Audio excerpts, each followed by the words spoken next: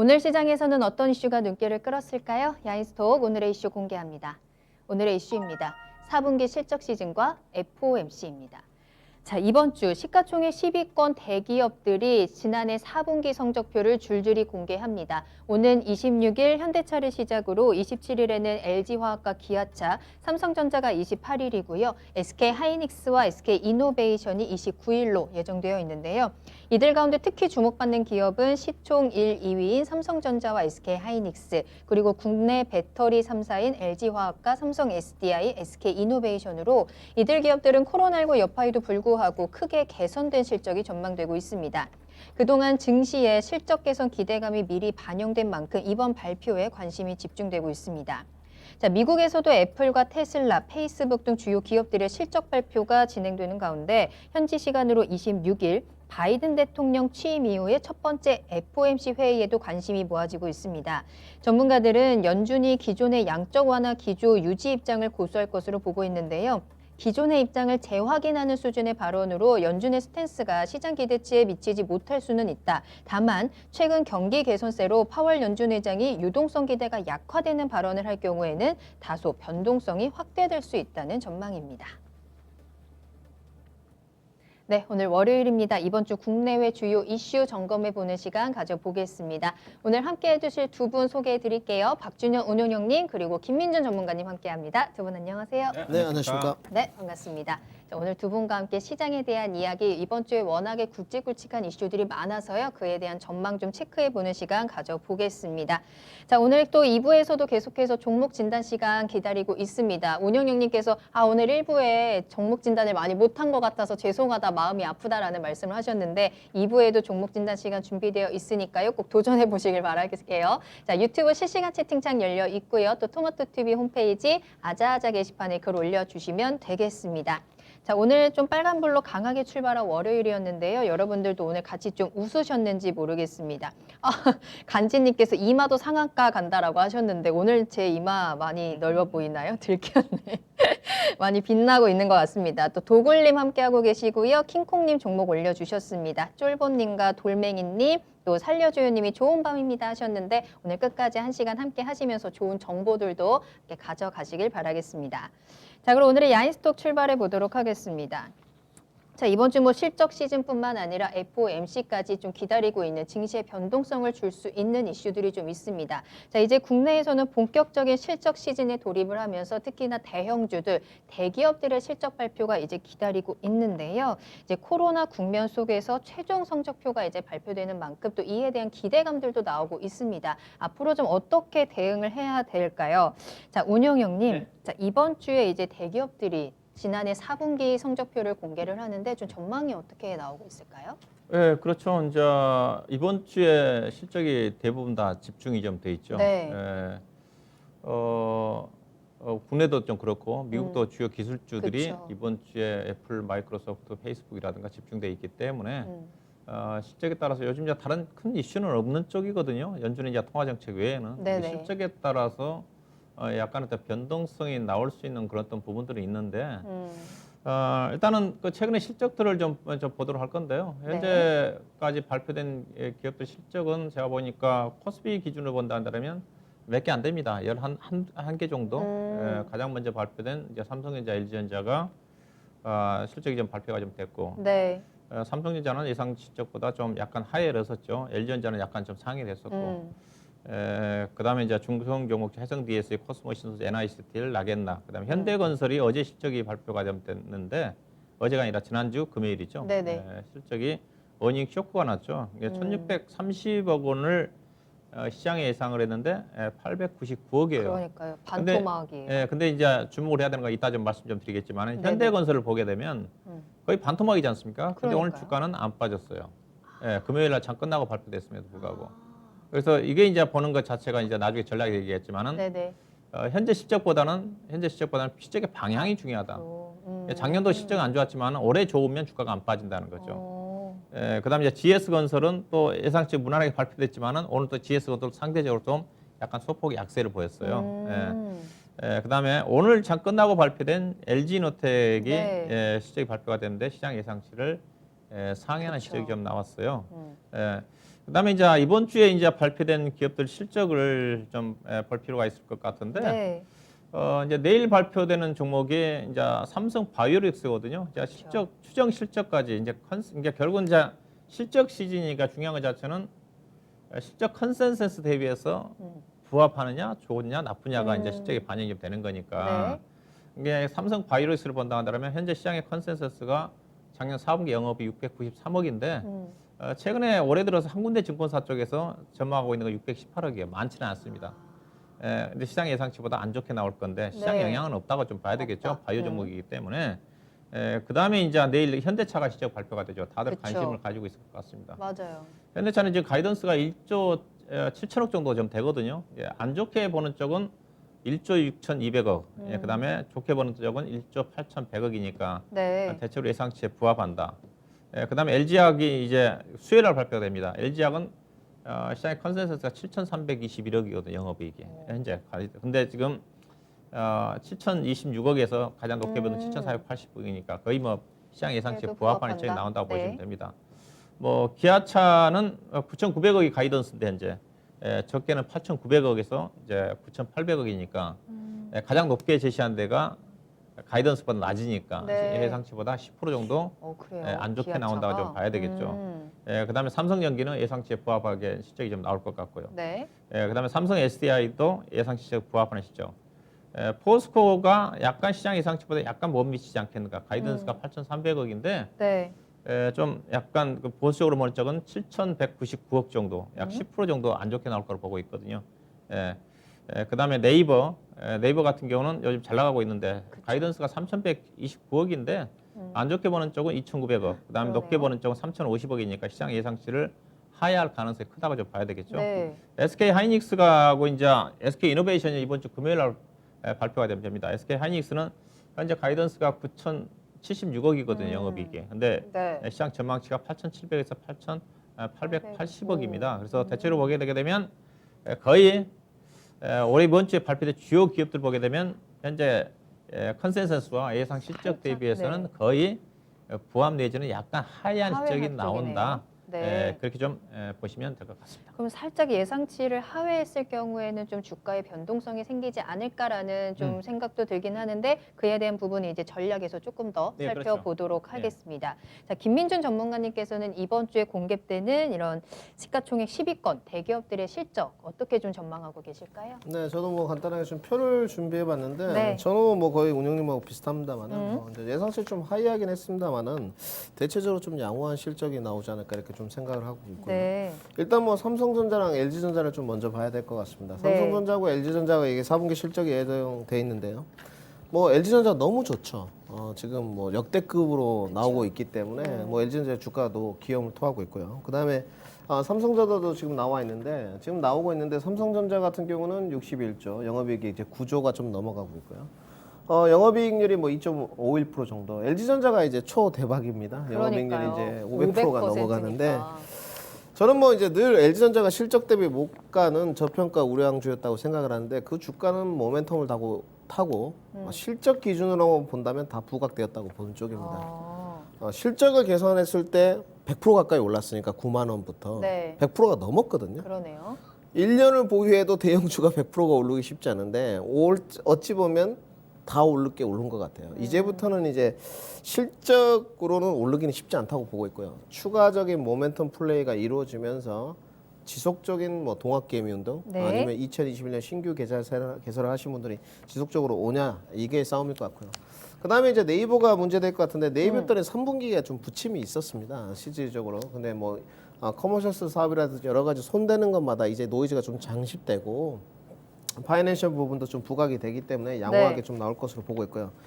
주요 기업들은 뭐 표를 좀 준비했는데 굳이 안 보시더라도 솔직히 다 양호한 실적인데 이제 삼성 바이오로직스가 좀 있으면 실적 발표거든요. 네네. 근데 삼성 바이오로직스 같은 경우는 실적이 좀 전년 동기 감소할 것으로 예상이 돼 있는데 감소 포인트가 이제 36% 정도 됩니다. 네, 꽤 많이 네, 감소하는 그렇죠. 것 삼성 바이오로직스 같은 경우는 주가가 싸지는 않습니다. 늘 말씀드리지만. 네. 근데 이제 실적 부분이 나왔을 때 CM으로 부각이 되면 좀 더 갈 것이고 실적이 시장에 좀 더 부각이 돼버리면 주가가 조금 더 부침을 약간 겪을 거고요. 이 부분은 이제 추이를 좀 관찰을 해야 될 것 같고요. 네.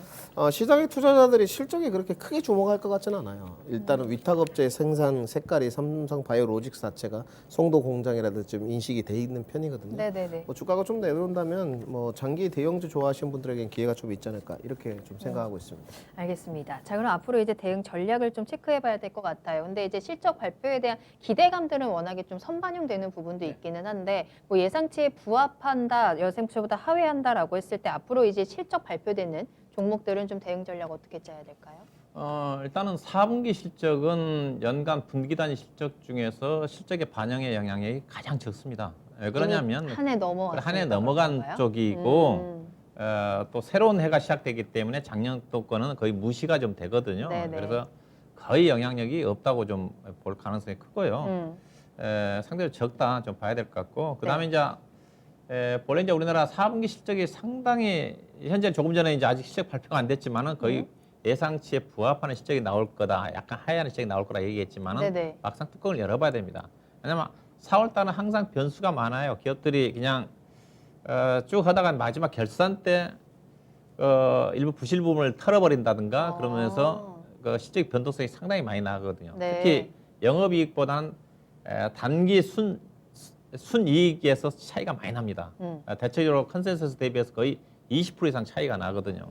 근데 단적으로 본다 한다면 앞서 현대건설이 지난주에 어닝 쇼크가 나왔지 않습니까? 네네. 영업이익 가이던스가 1,600억인데 899억밖에 안 나왔고. 근데 제가 표는 안 보여줬지만은 단기 손실이 났다는 거죠. 1,100억 적자가 났다는 거죠. 그러면 우리가 주주 가치를 얘기를 할 때 시장의 실질적으로 우리가 주식의 주가에 판단할 때 영업이익 가지고 우리가 어닝 쇼크다, 어닝 서프라이즈다 평가를 하지만은 네. 주주의 입장에서 중요한 것 자체는 단기 순이익이거든요. 왜? 단기 순이익 자체가 기업의 가치 증가, 자산 가치의 증가를 결정하는 요인이거든. 네. 영업이익이 아무리 나와야 단기 순손실이 적자가 나게 되면 주당 BPS가 정체되고 마이너스가 날 수밖에 없어요. 근데 현대건설 같은 경우는 안 좋은 케이스죠. 영업이익도 쇼크가 났지만 단기 순손실이 건설회사 중에 유일하게 적자가 났으니까. 네. 이게 4분기 때 그런 경우가 많이 나온다는 거죠. 현대건설처럼 영업이익도 물론 쇼크가 났지만은 영업이익이 설사 아까 조금 전에 GS건설 같은 경우는 영업이익 가이던스에 부합하는 게 나왔지 않습니까? 2천억. 근데 단기 순위가 아직 발표를 안 했거든요.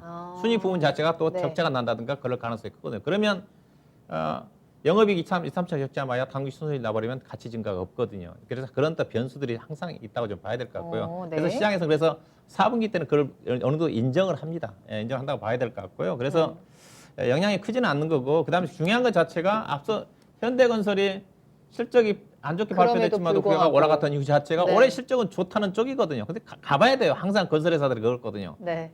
마지막으로 해외 쪽의 부실 부분을 다 털었기 때문에 올해부터 좋아진다. 좋아진다는 게 4년, 5년 동안 건설회사들이 그런 영향이 있고 현대건설도 그렇거든요. 네. 4년, 5년 동안 현대건설도 해외 사업장에 대한 부실 부분을 다 털었기 때문에 올해는 좋아진다. 주택사업 부분에 대한. 또 가봐야 되거든요. 근데 이제 올해는 좋아질 가능성이 크죠. 특히 이제 현대건설 같은 경우가 올해 이제 국내 주택 부분에 대한 분양이 대폭적으로 예상이 좀 되고 있으니까. 그래서 실적도 중요하지만은 올해 전망치가 더 중요하다. 이게 저는 조금 전에 삼성전자 같은 경우도 어닝 실적보다 예상보다 부진했지만 주가가 그대로 강세를 보이는 워낙에 자체가 올해 호재가 업황이 많다 좋기 보니까. 때문이거든요. 근데 LG전자처럼 실적도 좋게 나오고 전망치가 더 좋은 종목은 더 빠르게 난리 가요. 나죠. 그래서 포인트 자체가 뭐냐? 그렇죠.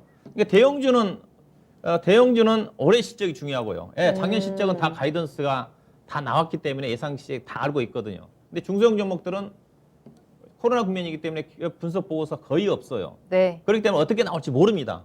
중소형 갖고 그거는 반영이 안 됐다는 거예요. 중소형 종목들은 이제 실적이 이제 결국은 중소형 종목들은 2월 달 넘어가야 되겠죠. 대부분 다 2월 하면 중순 정도에 임박해서 나올 거니까 네. 그때에 따라서 중소형 종목들은 변동이 나올 수가 있어요. 그래서 전략은 대형주는 작년 4분기 실적보다는 올해 방향성 추이가 중요하고 중소형 종목들은 그래도 작년 4분기 실적을 확인을 해야 된다. 네. 반영이 안 됐기 때문에 그렇게 말씀 좀 드리도록 할 거고. 네. 전략은 그래서 LG전자처럼 4분기 실적도 좋고 올해 진짜 전망 좋을 좋은 거고. 종목들이 강하게 간다는 거죠. 업종도 이제 그런 쪽으로. 설사 4분기 실적이 안 좋다 한다 하더라도 올해 확실하게 1분기 때 좋아지는 업종은 실적에 영향력이 없다.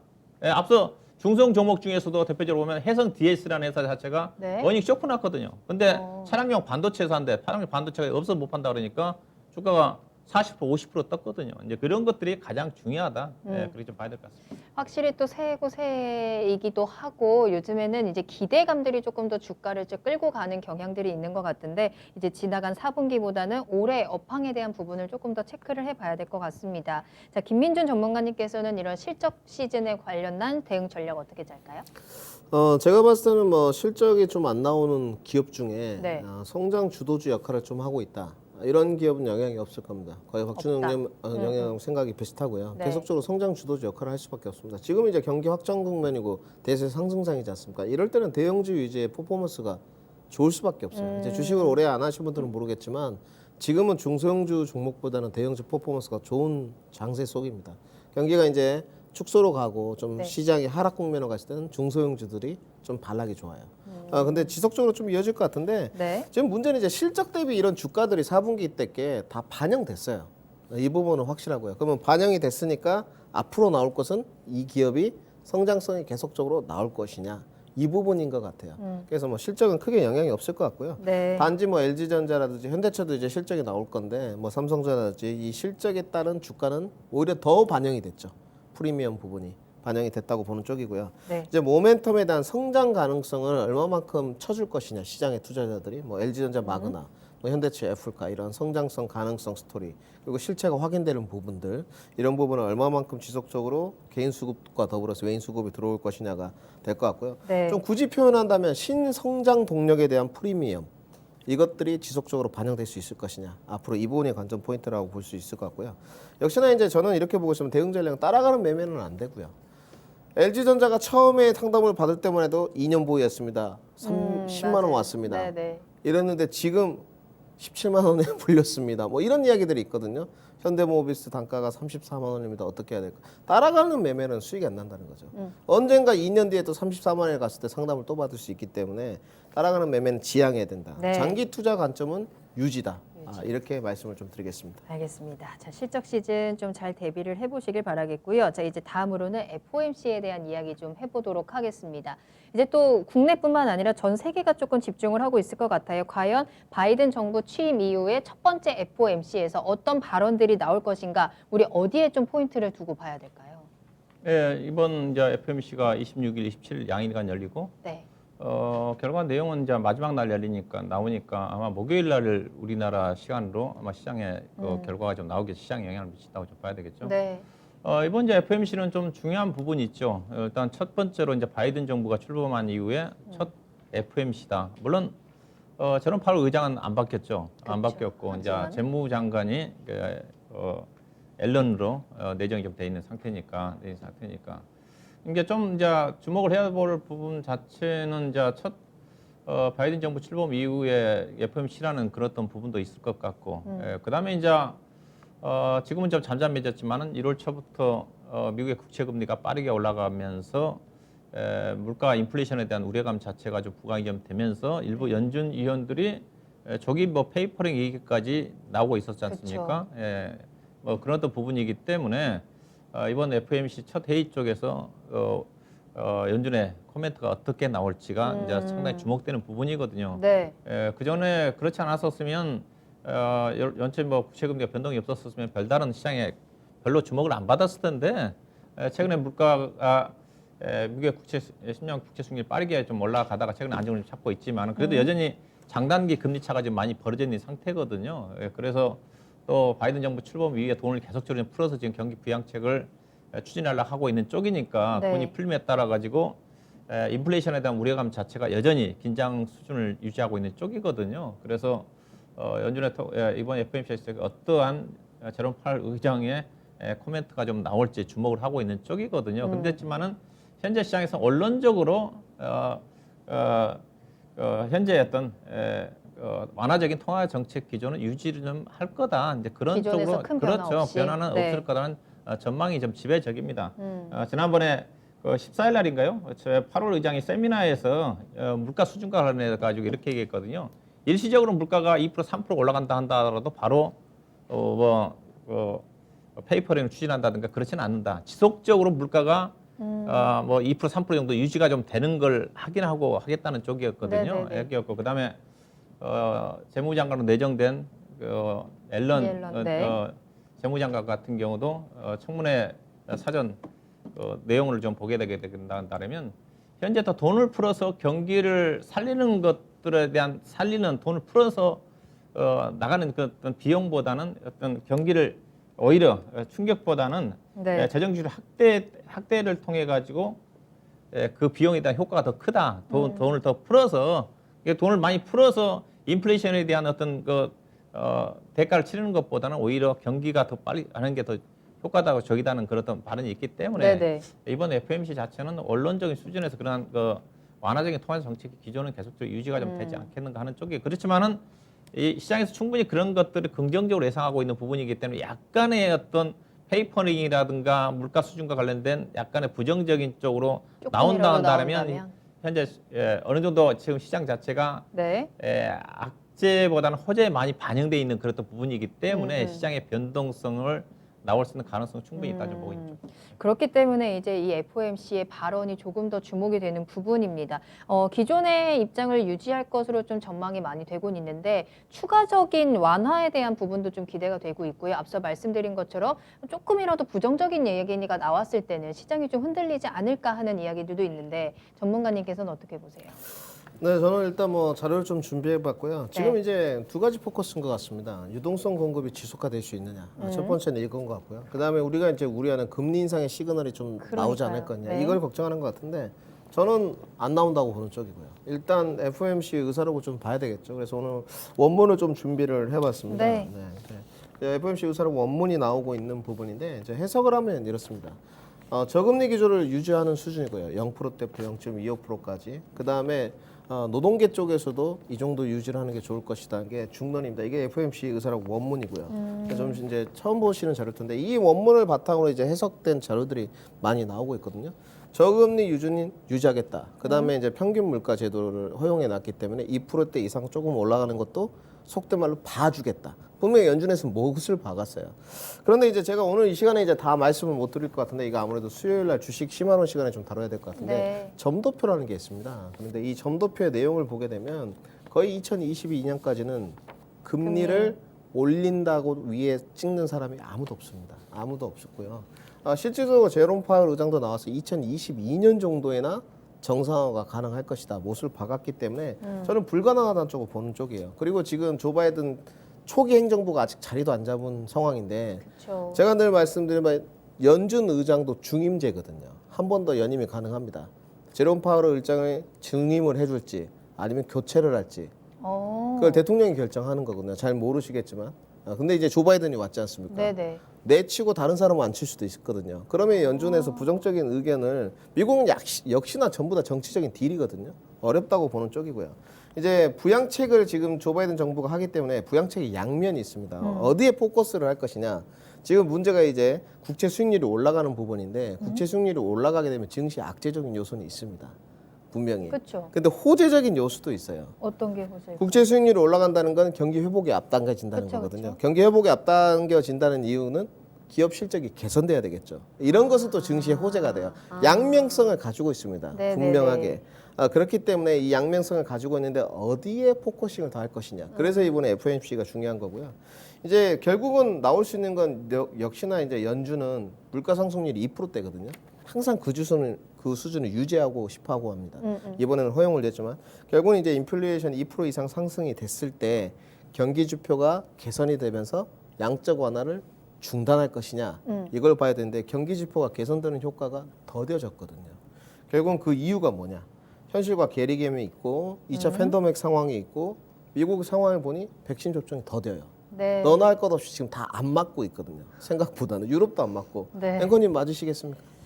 저는 좀 고민해볼 네, 것 같아요. 그렇죠. 이게 정답이거든요. 정말 의원님이 또 솔직히 말하면, 웃으시는데 네. 다들 먼저 맞겠다고 나서는 사람이 없어요. 그러니까 맞아요. 이게 더디거든요. 당연히 바로 안 되죠. 지금 양적 완화를 딱 중단해 버리면 충격이 바로 올 거기 때문에 이제 연준 의원들이 또 있습니다. 그래서 점도표가 중요한 거거든요. 네네. 점도표는 이제 수요일 날 좀 준비를 하도록 하고 결국 이제 제롬 파월 의장이 2020년도에 정도의 경기 정상화 코멘트를 했기 때문에 이번에도 중론적인 이야기 내지는 비슷한 아주 중립적인 스탠스, 뭐 매파적이라든지 이런 쪽은 아니고 오히려 네. 비둘기파적인 아니면 중립적인 스탠스로 머물 가능성이 크다. 이렇게 정리해드리겠습니다. 알겠습니다. 그럼 이제 목요일쯤에 이제 우리 증시에는 좀 영향을 미칠 것으로 예상이 되는데 대응 전략 좀 어떻게 짜야 할까요? 예, 저도 일단은 이번에는 그 원론적인 수준의 네. 완화적인 통화 정책이 나오지 않겠는가. 그냥 바이든 정부 출범한 지 지금 몇 주도 안 됐는데 일단 허니문 기간이지 않습니까? 대체로 시장에서는 3월 달 정도 가야지 이제 약간의 어떤 저도 금리는 인상 안 하지 않겠지만 경청 자체는 채권 매입 확대라든가 장기채 금리가 올라가고 있으니까 장기채를 매입한다든가 그게 네. 이제 페이퍼링이거든요. 금리는 인상 안 한다 하더라도 이것만 나온다 하더라도 주가는 급락합니다. 그렇죠. 이게 저도 금리 인상 자체는 2022년도 가야 돼요. 근데 3월 달 정도 가면 이제 그때 가면 이제 조금 전에 이제 백신 접종이 좀 그때가 어느 정도 진행이 되면 현재 미국은 코로나 확진자 수가 좀 감소를 하고 있는 것 같거든요. 25만 명대에서 17만 명 정도까지 일일 확진자 수가 네. 그것도 많은데 그것도 줄어들. 네. 좀 줄어들고 있으니까 그러면 이제 경기 회복에 대한 기대감으로 빠지면 3월 달 정도 가면 허니문 기간도 끝나니까 그때 그러니까 좀 가면 본격적인 약간 움직임이. 어떤 긴축적인 연준의 네. 의사가 나오지 않겠나 하는 쪽이고요. 그래서 지금 전략은 뭐냐?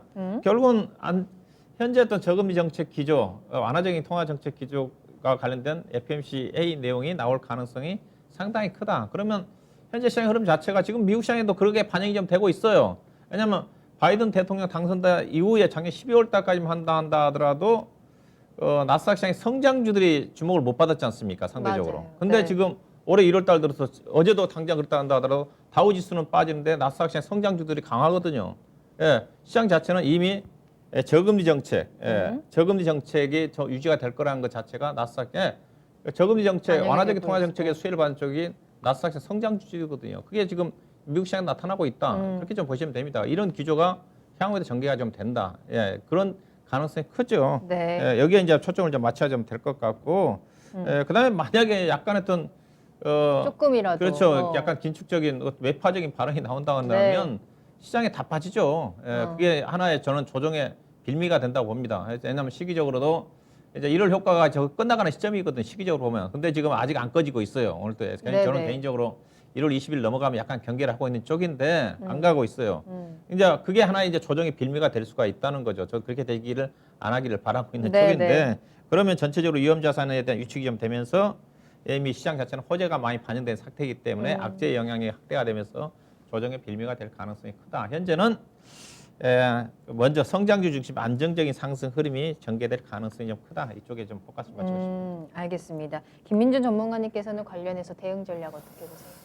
그렇게 말입니다. 그러게 말입니다. 뉴욕을 좀 갔을 때 네네. 한번 만나보고 올 걸. 네. 실질적으로 이제 뉴욕 거래소하고 나스닥 거래소하고 다른 쪽에 있거든요. 이제 센트럴 시티 이제 흔히 말하는 센트럴 파크 종류에 있는데 네. 저는 이렇게 보고 있습니다.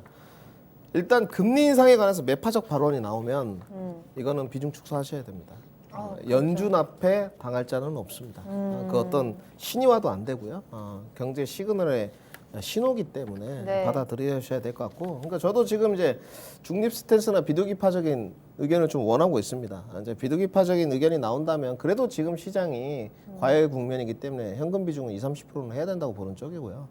저는 뭐 늘 말씀드렸지만 이제 공매도까지 포커싱을 좀 맞췄는데 지금 연장 분위기지 않습니까? 6월까지 연장 분위기이기 때문에 뭐 지속적으로 좀 향해는 하고 있는데 투자도 하고 매매도 하고 현금 비중을 좀 늘려가고 있습니다. 이게 좀 안정감 있게 대비하는 전략이지 않나 이렇게 생각을 하고 있고요.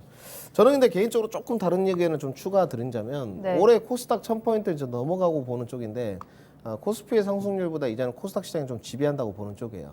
연간 차트 흐름을 보면 그렇거든요. 근데 이 마지막 키가 코스닥 지수 상승을 위해서 제약바이오가 좀 불이 붙어질지가 관전 포인트인 것 같아요. 제약이요. 네, 그렇죠. 여기서 이제 코스닥 금리 인상 그렇죠, 시그널과는 좀 다르게 네네. 제약바이오는 상당히 모멘텀 부각 플레이가 많이 되기 때문에 어찌됐건 지수가 좀 견인차 역할을 해주면서 종목들이 좀 버텨줘야지 모멘텀들이 부각됐을 때 올라갈 수 있거든요. 네. 그래서 금리 인상 쪽은 일단 이렇게 정리를 하고 오늘 올해 시장은 코스닥이 저는 조금 더 상승 기조로 갈 수 있다는 보는 쪽입니다. 코스닥 1200선 정도. 네. 근데 여기에 이제 키는 제약바이오가 좀 들고 있다. 그래서 이제 뭐 코로나 백신 치료제 쪽은 안 된다고 보는 쪽이고요. 뭐 CMO는 좀 다르게 보고 네네. 제약바이오 고위험 모멘텀, 뭐 특히나 셀트리오 그룹주들, 뭐 HB 대형주들 주가 흐름이 얼마나 모멘텀 발음을 타주면서 지수를 강하게 1000포인트를 선으로 밀어주느냐. 이랬을 때 중소형주들 매기가 타고 오면 수급이 동향이 되면서 팍팍팍 튀어 올라가거든요. 이러고 나서 좀 매파적인 발언을 하면 좋지 않을까 좀 네. 부탁을 제롬 파월 의장에게 드려보겠습니다. 알겠습니다. 자, 오늘 두 분과 함께 이번 주 주요 증시 이슈들을 좀 체크해 봤습니다. 실적 시즌과 FOMC에 대한 부분들 여러분들도 많이 좀 궁금해 하시던 부분이 아닐까 싶은데요. 오늘 두 분 말씀 잘 참고하셔서 이번 주도 잘 대응하면서 수익 보는 일주일 보내시길 바라겠습니다. 야인스톡 여기서 마무리합니다.